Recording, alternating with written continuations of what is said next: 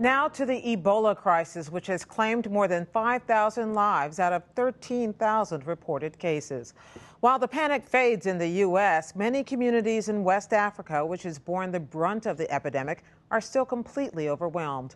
Alex Thompson of Independent Television News filed this report from Sierra Leone. A warning, some of the images may be disturbing to viewers. Freetown, the capital itself, 1.6 million people now in the grip of Ebola. They reported 111 new cases nationwide. We're heading out from Freetown towards Kwama, where a contact has said 4 people died. Before we can even get there, we have to stop at Devil Hole. Doesn't look like it, there's no vehicle. So we've got one person's dead there. Yes, one person is ill here. Yeah, one two people here. One person dead, several apparently dying. You dial 117 for emergency services here, and they're supposed to come for the sick and the dead. It's after 11. They've been calling 117 since 7. So I called 117 this morning, at least to tell them what happened. They responded to my conversation, but they told me that they will be here very soon. So they wait with no protective equipment here, angry, frustrated, frightened.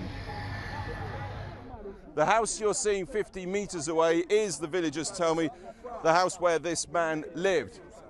Now that's not where his body is. His body has been moved some, 80, 100 meters down to the other side of the road here.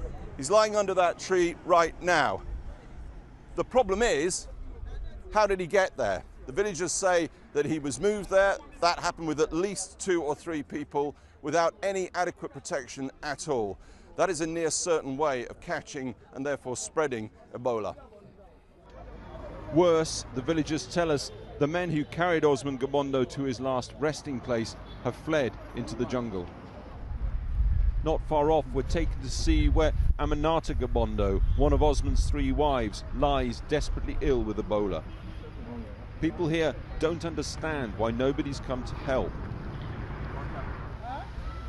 A policeman arrives, very close and without protection, but what can he do? When you're in Devil Hole, the international aid limit for Sierra Leone looks to be too little and too late.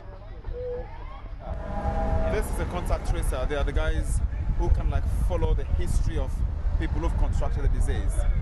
Once somebody is tested positive, they try to know who and who they might have come into contact with, just so that they follow the trail of the virus. Sure. So what's your name?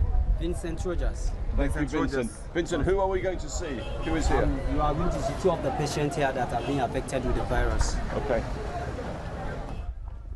And Vincent introduces us to 2 more sufferers. This is Vincent Korma. So this is the husband. She has been vomiting blood. Right. Eyes are red. He's feeling weak. His wife sits at some distance, and we can do little more than phone the Red Cross again and offer them water.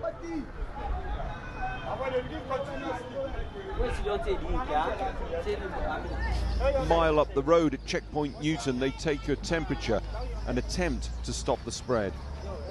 But in this isolation tent sit 4 more suspected victims, 16 more in the village nearby. Clinics in the region turned them away. We are full, they said. We finally make it to Kwama, a ghost village. Self-imposed 21-day quarantine after 4 people died. In case there is anyone died, no one should wash the body, no one should touch the body unless the burial team. So for now, to prevent further cases, what we are planning to do is to quarantine the whole village. An aid team gets to work to cordon off the area. Now, sometimes I use my own car, it's a pickup, and of course I don't touch them, and I use my gloves, and I have my sprayer always in the car. I allow them to get into the car, I take them to the holding centers.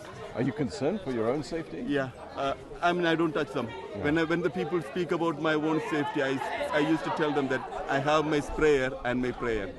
I'm a Catholic priest. Yeah, okay. Well, good luck with that, Father. Good luck with that. Amanita still lay in Devil Hole, her breathing now rapid and shallow. The body of her husband, Osman, is in the white Red Cross vehicle next to her, but they only do body collection. They say it'll get worse before it gets better here. The first part of that's certainly true. A sad postscript. The woman just featured in Alex Thompson's story, Amanita, died a few hours after he filed the report.